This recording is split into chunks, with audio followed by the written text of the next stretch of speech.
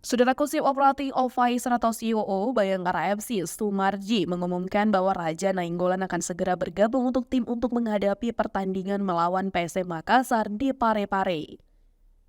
Pada perkenalan resmi Raja Nainggolan sebagai pemain baru Bayangkara FC untuk paruh musim Liga 1 di Stadion Utama Gelora Bung Karno atau SUGBK Senayan, Jakarta pada Senin 4 Desember 2023.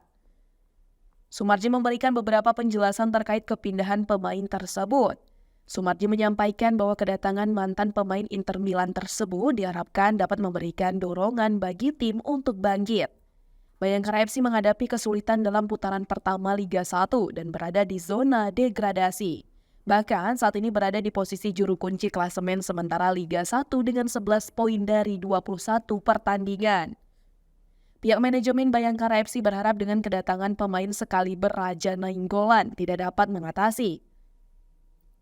Pihak manajemen Bayangkara FC berharap dengan kedatangan pemain sekaliber Raja Nainggolan, tim dapat mengatasi tantangan tersebut.